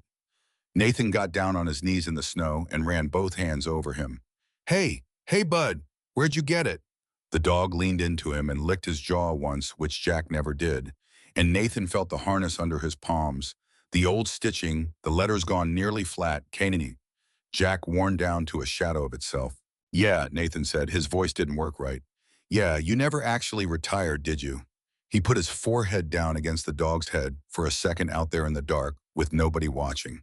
That's twice, he said. That's twice you've pulled somebody out. Jack thumped his tail once against the snow. Ruth was in the kitchen when he came in, and she was making coffee at 2:40 in the morning because her hands needed something to do, and when she turned around, she looked at him and burst into tears.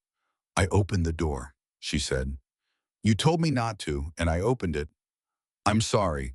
I'm so sorry. Mrs. Callahan. I heard him say Mama and I just... Ruth, Nathan crossed the kitchen. Listen to me. You opened that door and you walked out there and you told him no. To his face. Out loud. With 3 cops coming up the lane. He shook his head slowly.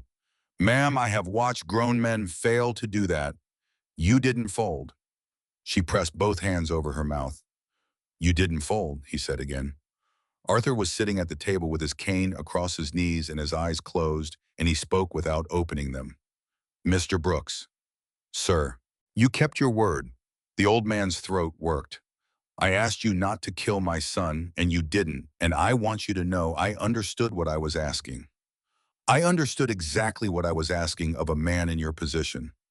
Nathan didn't know what to say to that, so he sat down.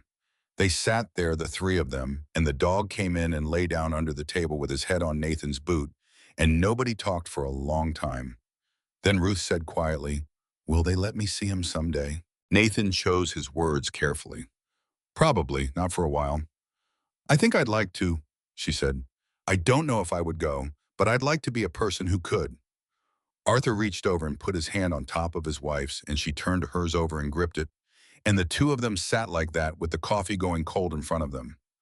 Outside, the wind had finally laid down, and on the back wall of a horse shed 40 yards away, under a countdown painted in red, the snow had started to fill the boot prints of 3 men who had walked in and been carried out on land where for the first time in 2.5 years, nobody living inside was afraid of the dark.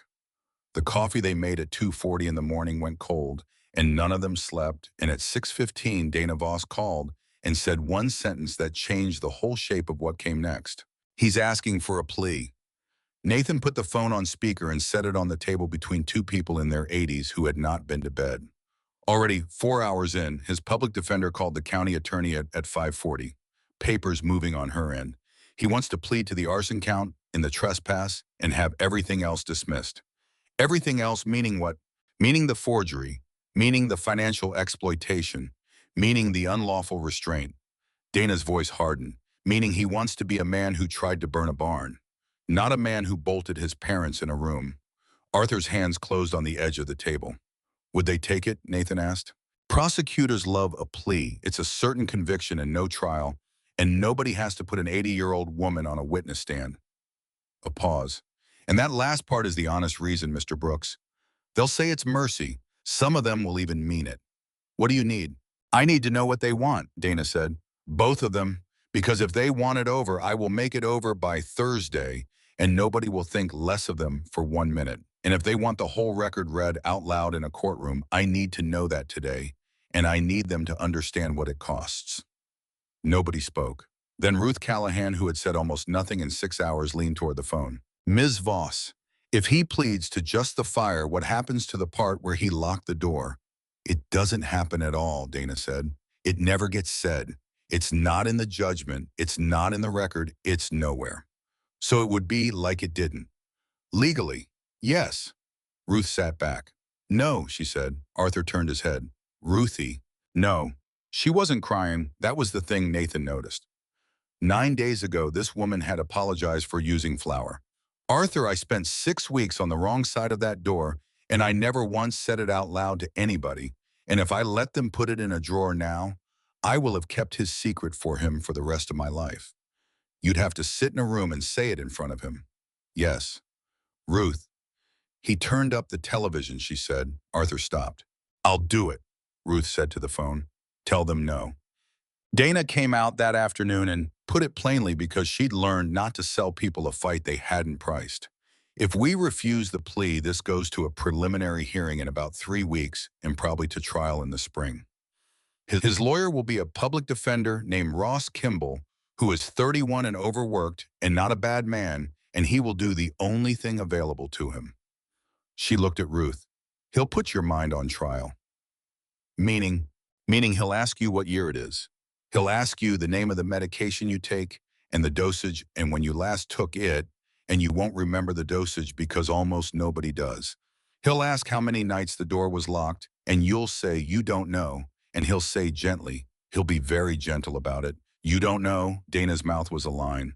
And a jury will watch an 80-year-old woman fail to answer a question, and that is the entire defense. Ruth's face went white. And your husband's on the stand, Dana went on, and they've got a family doctor's note from July that says possible caregiver stress. And they've got the fact that neither of you ever called anybody in 2 years, which they will describe as inconsistent with fear. Arthur made a wounded sound. That's not, I know it's not. I'm telling you what a defense sounds like. And I'd rather you hear it from me in a warm kitchen than from a stranger in a courtroom. Nobody spoke for a while. Then Nathan said, Ms. Voss, what's on our side? Dana Voss's expression changed. Everything else, she said. That's what nobody at that table understands yet. Your side is the strongest elder abuse file I have ever assembled in 11 years, and I want to walk them through it because right now they're both sitting here thinking they have to be believed. She started laying it out. You don't have to be believed. That's the point. 90% of these cases live or die on whether a jury believes an old person, and that's exactly why they lose. Yours doesn't. She counted it off. There's a notarized power of attorney dated March 11th that says Mrs. Callahan appeared in person at the residence. There's a hospital admission record putting her 40 miles away on a cardiac floor. Those two documents cannot both be true. That's not testimony, that's arithmetic. There's the practice sheets, Nathan said. There are 211 forged signatures in his own handwriting on his own desk. A handwriting examiner will spend 20 minutes on that and then bill me. She kept going. There's a photograph of an outward-facing slide bolt with a date stamp and a sheriff's evidence tag. There's a window with 4 nails driven from the exterior, one hammered flat. Nobody has to remember how many nights. The nails are the testimony. Ruth's hand had come up to her throat. There's a floorboard section cut out of that mudroom with 5 accelerant rings on it that came back positive from the state lab yesterday morning. Nathan's head came up. It came back. Gasoline, consistent with the residue on the shed wall at your property.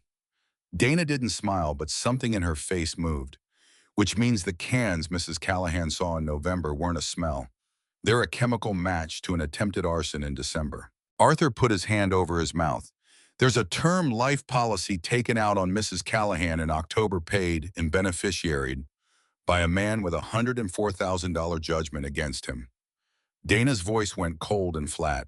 There's an appraisal in his own file valuing the land at $1.1 million in a purchase agreement, selling it for $410,000. In the recording, Nathan said. And the recording. She looked at Ruth. Mrs. Callahan, do you know what you did when you taped that thing under a box spring in the spring of this year? Ruth shook her head. You built the case, Dana said. 9 months before anybody came to help you. In a house with no phone and no money, and no way out. You found the one thing in that building that could speak for you, and you hid it where the only person who'd ever look was somebody who'd come to move the bed. Ruth started to cry. And there's a piece of lined notebook paper, Dana said, in an evidence bag with 9 words on it dated to March by your own account. And I have tried 11 years of these cases, and I have never once walked into a courtroom holding something like that. She closed the folder. You are not going in there to be believed, Mrs. Callahan. You are going in there because everything you already did is going to do the talking, and the only thing left for you to say is, yes, that happened to me. Ruth Callahan wiped her face with the back of her hand. Then tell them no, she said again. Tell them all of it. Ross Kimball, 31 and overworked, called Dana Voss 11 days later and asked for a meeting. And in that meeting, he did something that surprised her. He put his hands flat on the table and said, I've read your file. And I've been doing this 2 years, and I've never seen practice sheets before. He looked exhausted. I have to defend him. I'm going to. But I'm not going to put an 80-year-old woman through 6 hours of cognitive cross-examination for a case I'm going to lose anyway, and I've told him that. What did he say? He fired me, Kimball said. Then he unfired me an hour later because he doesn't have $4,000. Travis Callahan pled guilty to 7 counts 8 days before the trial date, all of them. Financial exploitation of a vulnerable adult, forgery in 2 counts, unlawful restraint in 2 counts, criminal endangerment in attempted arson of an occupied structure. He did not plead to anything relating to the insurance policy, and the county attorney could never prove intent on it. And Dana Voss told Nathan privately that this was the one thing about the case she would carry around for the rest of her career. There's no charge for it, she said. There's a charge for taking her money, and there's a charge for locking her door. There is no charge in the state of Wyoming for buying a policy on your mother in October and getting careless with her heart medication in November. You believe that's what it was? Dana looked at him a long moment.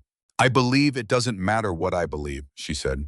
I believe I'm going to say the words $200,000 and beneficiary out loud in a sentencing hearing where a judge is deciding a number, and then I'm going to sit down. Sentencing was the 14th of March in Sheridan in front of Judge Margaret Ellis. Nathan drew them. Arthur wore a suit that had last been out of the closet for a funeral in 2011 and had to have the waist let out by a woman in town who refused to take money for it. Ruth wore a blue dress and pinned her hair and then stood in the hallway of the ranch house for 4 minutes, unable to make herself walk out the door. I can't. Yes, ma'am. Mr. Brooks, I genuinely can't. My legs won't. Then we'll sit down for a minute, Nathan said, and he sat down on the floor of his own hallway in a clean shirt, and after a second she sat down in the chair beside him, and Jack came and put his head in her lap. They sat there for 6 minutes. When did it stop? She asked suddenly. When did what stop? Being afraid of him. For you, you've never been afraid of him for 1 second, and I want to know how that works. Nathan thought about it honestly. It's not that I'm not afraid, he said. It's that I've been afraid of things that were actually bigger than me, and after that you get a pretty good measuring stick. He's not bigger than you, Mrs. Callahan. He was just closer. Ruth was quiet. He was just closer, she repeated. Then she stood up and said, all right, and walked out to the truck. The hearing took 2 hours and 40 minutes, and Nathan would remember about 9 minutes of it. He'd remember the sound of Travis Callahan's chains on the tile, and the way both his parents' heads came up at exactly the same time and in exactly the same way, which was the most heartbreaking, synchronized thing he'd ever seen. He'd remember Dana Voss standing up and reading the timeline into the record without any adjectives at all, which somehow made it 100 times worse. Mail, October 2 years prior, account signer January, deposits redirected March, phones April, power of attorney executed while the victim was hospitalized March 11th, bolt installed approximately September, life insurance policy October 4th, purchase agreement December 19th, accelerant staged in an occupied dwelling December 23rd. He'd remember Judge Ellis stopping her once. Counsel, say that date again. Which one, Your Honor? The one where she was in the hospital. March 11th, Your Honor. Mrs. Callahan was admitted March 9th to a cardiac unit at Sheridan Memorial and discharged March 13th. The notary's certificate states both principals appeared in person at the residence on March 11th. Judge Ellis wrote for a long time. And he'd remember Ross Kimball standing up and doing his job because he did do it, and there was something almost decent about how badly he did it. Your Honor, my client would say that he was drowning. He'd lost a business and a marriage. He came home to help, and the helping became something else, by degrees he didn't see. He would say he never sat down and decided to become this. And Judge Ellis said from the bench in a voice like a door closing, Mr. Kimball, I've read a great many pre-sentence reports in 22 years, and I would like to address that because it's a real thing and it happens to real people and I take it seriously. She took her glasses off, but 211 practice signatures is not a slope. That's a desk, a pen, and an evening. Then Ruth Callahan stood up. Nathan hadn't known if she would. She'd told Dana she would, and then she'd told her she wouldn't, and then she hadn't said anything about it for 2 days. She held the podium with both hands, and she looked at the paper she'd written, and then she folded it and put it in her pocket without reading a word of it. I'm not going to use that, she said. I wrote it 3 times, and it kept sounding like somebody else. Judge Ellis said, take whatever time you need, Mrs. Callahan. Ruth turned around and looked at her son. Travis, she said. He wouldn't look up. That's all right, you don't have to. Her voice was small in that big room and completely steady. I only need you to hear it. She took a breath. They asked me if I wanted this done quietly. They offered. And I want everybody in this room to know that I said no on purpose. Because for 2 years, the biggest thing you took from me wasn't the money. She paused. It was that I stopped being able to say anything out loud. Somebody in the gallery made a sound. You told the pharmacist I was confused. You told Wade Ellery I was confused. You told the girl at the bank that Daddy repeats himself, and by the fall of last year, I had gotten to where I would sit in that kitchen and doubt what I had seen with my own eyes an hour before. Her hands tightened on the podium. That's what I'm here about. Not the door, the doubting. She looked down for a moment. I'm going to say the true part now, and then I'm going to sit down. There were 6 weeks last fall where that bolt was thrown most nights. I don't know how many. I've been told that not knowing is going to sound like I'm confused and I've decided I don't care. Her chin came up. I knocked on that door until my knuckles swelled and you turned up the television. And I want you to understand that I have forgiven a great deal in 58 years of being a mother. I forgave the car in 98. I forgave the money in 2006. I forgave things your father never knew about. Arthur's head turned. But I have not figured out how to forgive the television, Ruth said. And I'm 80 years old and I don't think I'm going to get it done. The room was completely silent. I still love you, she said. I want that in the record too because it's true, and because if I don't say it here, I'll have to live with having left it out. Her voice finally broke. I'll love you from far away. I'll pray for you. And I am never going to be in a room with you alone again as long as I live. She sat down, and Travis Callahan put his face in his hands and made a sound that people in that gallery would still be describing to each other 2 years later. Arthur didn't speak. Dana had prepared a statement for him and he'd carried it in his breast pocket the whole hearing, and when Judge Ellis asked him if he wished to be heard, he stood up with his cane and said 7 words. My wife said it. I'm with her. Then he sat down and took Ruth's hand. Judge Ellis sentenced Travis Callahan to 14 to 20 years in the Wyoming State Penitentiary at Rawlins, with the sentences on the restraining counts and the arson running consecutively. And she said one thing before she banged the gavel that Nathan wrote down in the truck afterwards so he wouldn't lose it. Mr. Callahan, your attorney has told me that you never decided to become this. I'm going to accept that as true and sentence you anyway, and I'll tell you why. Because these 2 people never got to decide either. Nobody sat them down in a kitchen and asked whether they'd like to spend their 80s frightened. It happened to them by degrees in a house they paid for while everyone around them called it help. She put her glasses back on. Restitution and the civil matters are on my calendar for the 22nd. Remove the defendant. The land came back on the 22nd. Judge Ellis voided the power of attorney back to its execution date, which meant every document signed under it went with it, which meant Ironwood Ridge Development had a purchase agreement executed by a person who had never had the authority to execute it. Their attorney sent a 2-paragraph letter withdrawing from the transaction and asserting that the company had acted in good faith at all times. There was no apology in it. Dana Voss read it out loud in Nathan's kitchen in a deadpan and then set it down and said, Men who build on other people's fear don't send flowers when the foundation cracks. The restitution order came to $191,000, and everyone in the room understood that number was theoretical. Travis Callahan would pay it at the rate of $11 a month from a prison job for the rest of his life, and it would never be finished. "Does that bother you?" Nathan asked Arthur later. The old man thought about it. "It bothered me for about a day," he said. "Then I did the arithmetic on how much of it we actually need." He looked out the window. "We're 80 and 83, Mr. Brooks. We've got the ground. We've got the house. The rest of it was only ever going to be numbers on a page for somebody else to sort out after." They didn't go back to the White House on the Culvert Road. Not that spring, not that summer. Ruth said the rooms needed sunlight, and Arthur said the porch needed rebuilding before anybody could safely walk on it, and Nathan let both of those stand because they were kind lies, and because the true one didn't need saying a house can be given back to you in one afternoon, but the part of a person that can sleep in it takes a great deal longer. So they stayed. And the recovery was not clean, and Nathan would tell anybody who asked that this was the part nobody puts in the stories.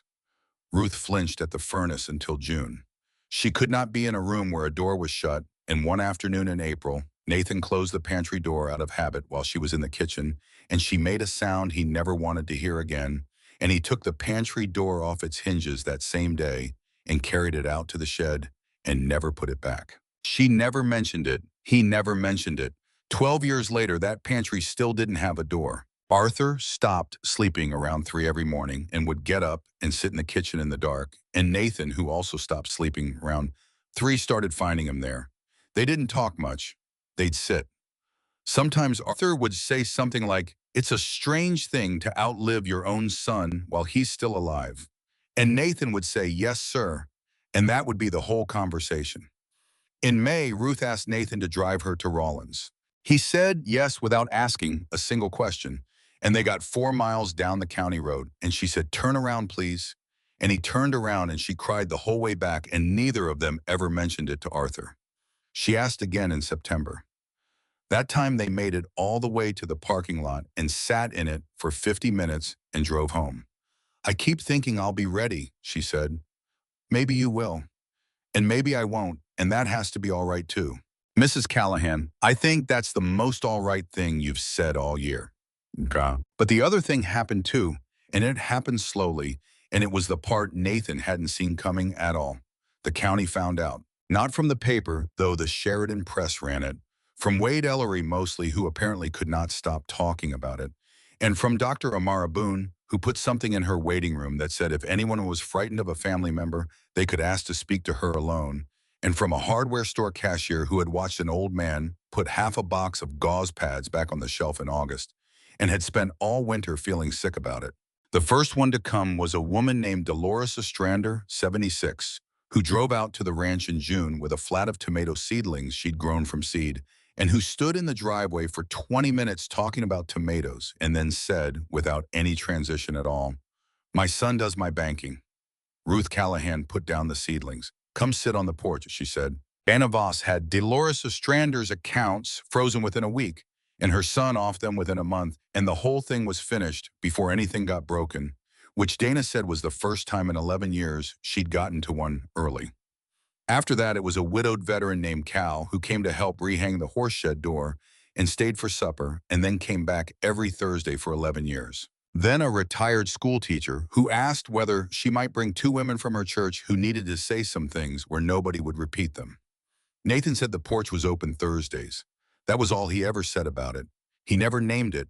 Naming a thing makes it official, and Nathan Brooks had spent 11 years of his life operating under official designations and had come home specifically to stop. But they came anyway. They came with casseroles and property tax notices and shaking hands and things they'd been too ashamed to tell their own daughters. And what they found on that porch was an 80-year-old woman pouring coffee who did not once in 11 years tell a single one of them that they were probably imagining it. Arthur mostly listened. That turned out to be his gift, and nobody was more surprised by it than Arthur. And Jack, who was 9 and then 10 and then 12, and whose back hip got worse every winter, worked that porch like it was a job. He'd move from chair to chair, and he'd stop at one, and he'd put his head in somebody's lap, and Nathan learned within about 6 months that whoever the dog stopped at was the person who hadn't said the real thing yet. He was never wrong. Not once in 11 years. Nathan tried to replace the harness in the second year. The stitching on the letters had finally given out, and the nylon had gone soft, and he came in from town with a new one, black and stiff and correct, and set it on the table. Arthur looked at it for a while. "Don't," he said. "Sir, the old one's coming apart." "I know what it's doing." The old man reached over and turned the new harness face down. "Mr. Brooks, that dog put himself between a wall and a man with a lighter, and he did it without anybody telling him to. And the thing that says his name is worn out because it worked." He pushed it across the table. "Some things don't wear out from being old, Avis. They wear out from doing the right job too long." Nathan took the new harness back to town. He paid a woman at the leather shop $40 to restitch the original by hand, and she matched the thread, and Jack wore K9 Jack for 4 more years. Jack died on a Tuesday in October at 13 on the porch in the sun with his head on Ruth Callahan's feet.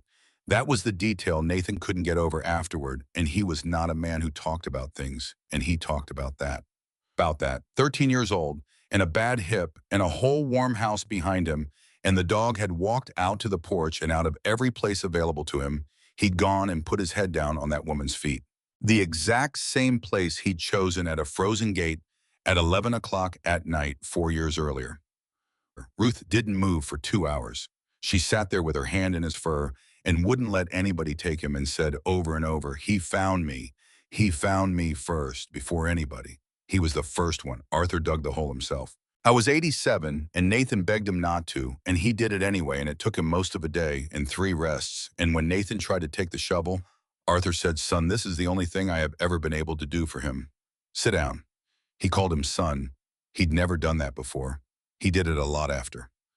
Arthur Callahan died 4 years later at 91 in his own bed in the White House on the Culvert Road, which they had finally moved back into when Ruth said one morning at breakfast, out of nowhere, "I think the rooms have enough sunlight now."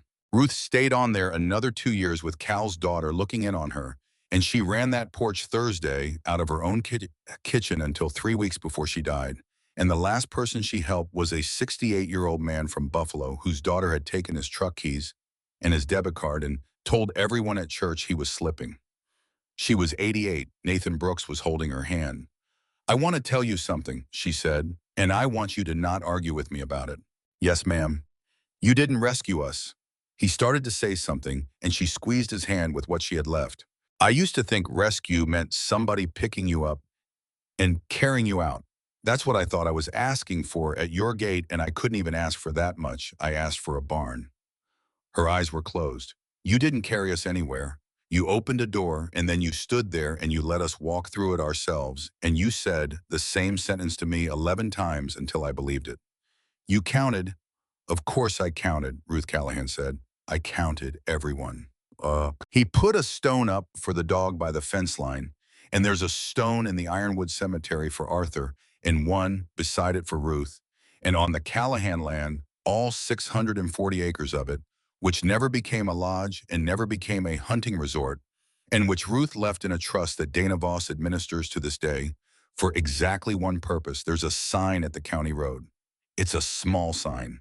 Nathan hated the idea of a sign and got outvoted by 2 dead people and a lawyer. It says the porch is open Thursdays, and underneath in smaller letters, the only naming Nathan Brooks ever agreed to in his life, because Ruth put it in the trust document herself, and he found out too late to stop her, found first by a dog.